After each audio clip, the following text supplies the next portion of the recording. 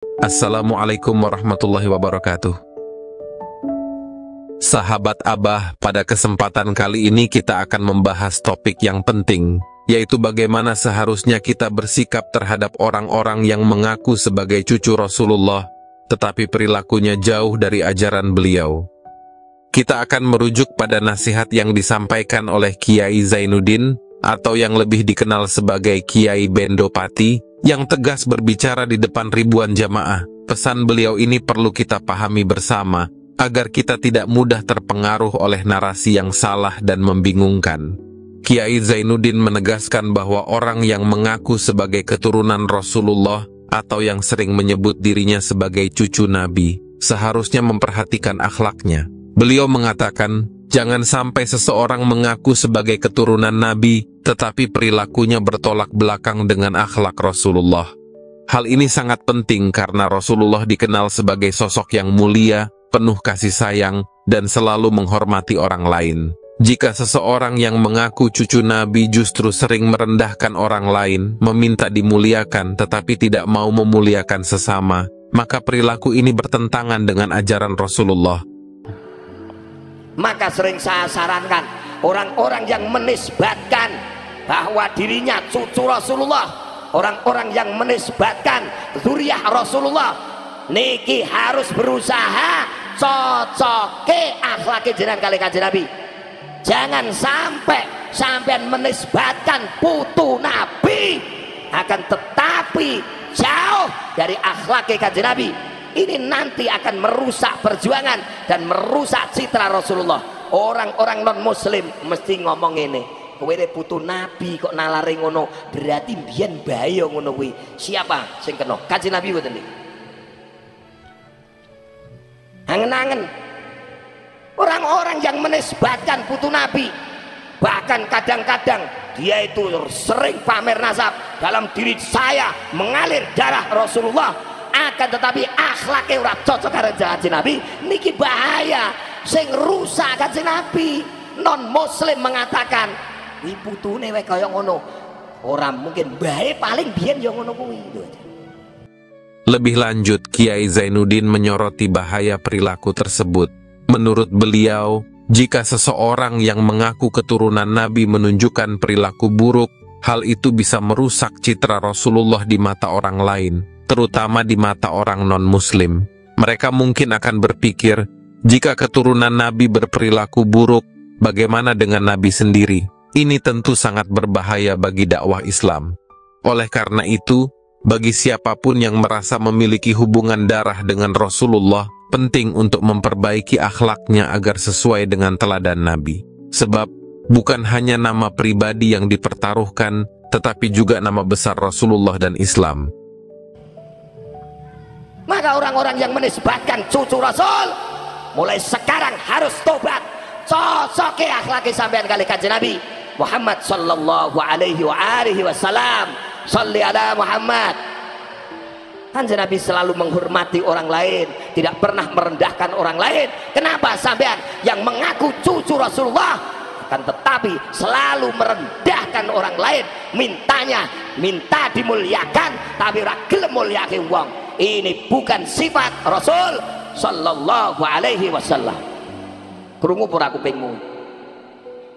Kiai Zainuddin juga menyerukan kepada orang-orang yang mengaku sebagai keturunan Nabi agar segera bertaubat jika perilaku mereka tidak mencerminkan akhlak Nabi. Beliau menekankan bahwa Rasulullah selalu bersikap lemah lembut dan tidak pernah merendahkan siapapun.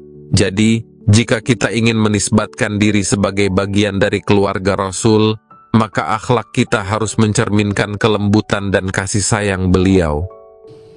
Cara menghormati orang lain, cara menghormati tetangga, jangan bener-bener Kanjeng Nabi sifatnya azizun alaihi ma anitum, tidak tahan melihat penderitaan umatnya, orang lain saja tidak tahan. Rilo Kanjeng Nabi telung dino gak dahar, sing penting tanggane mangan. Iku Kanjeng Nabi. Bocah sing ngaku putune malah mentolo ora umum. Nalar serat cetoblas umat kadang-kadang malah dibencet. Kuwi putu apa aku ngene.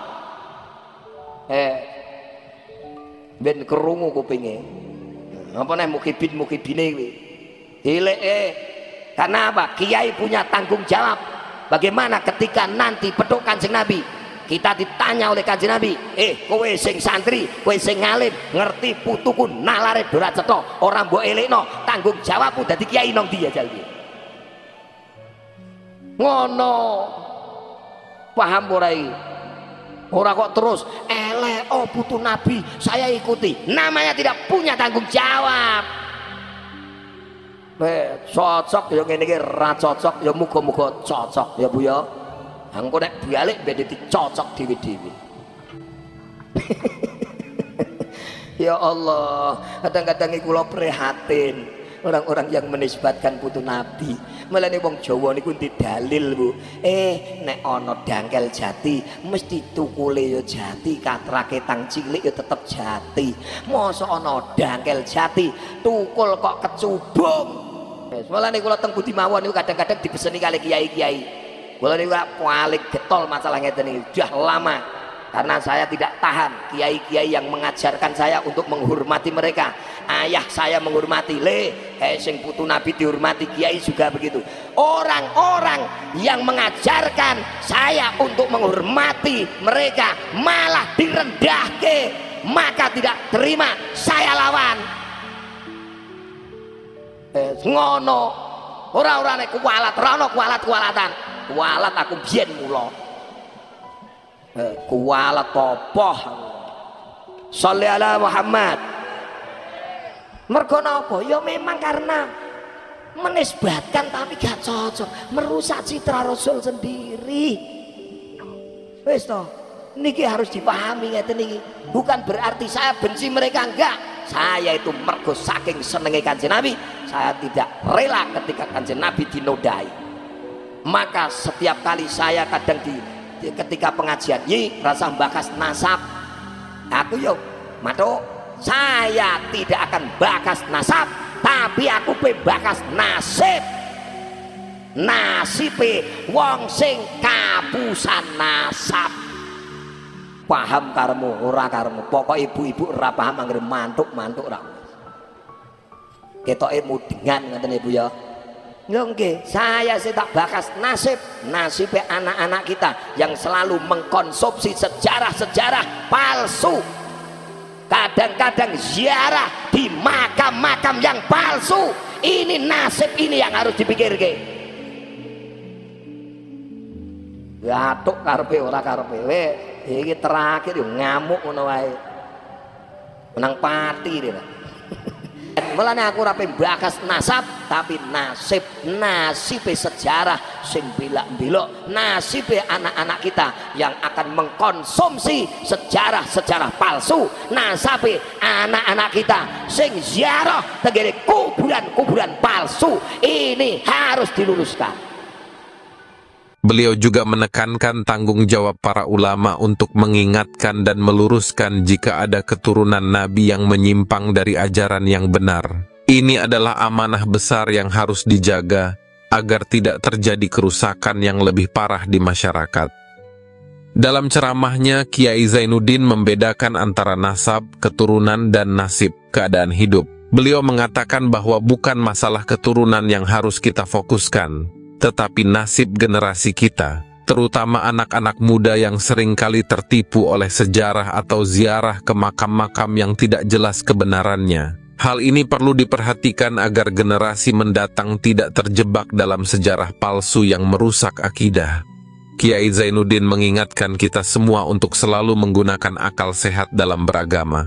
Jangan mudah terkecoh oleh penampilan seseorang hanya karena dia memakai jubah atau sorban, lalu berbicara dengan lantang seolah-olah dia yang paling benar. Kita harus bisa membedakan mana yang benar-benar mengikuti ajaran Rasulullah dan mana yang hanya terlihat benar dari luar. Semoga pesan dari Kiai Zainuddin ini bisa menjadi pengingat bagi kita semua, bahwa menjaga akhlak dan martabat Rasulullah adalah tugas kita sebagai umat Islam. Mari kita jaga nama suci Rasulullah dari klaim yang tidak sesuai dengan kenyataan, dan selalu berusaha memperbaiki diri agar bisa meneladani akhlak beliau yang mulia. Terima kasih telah menyimak, semoga ada manfaat yang bisa diambil dari pembahasan ini. Wassalamualaikum warahmatullahi wabarakatuh.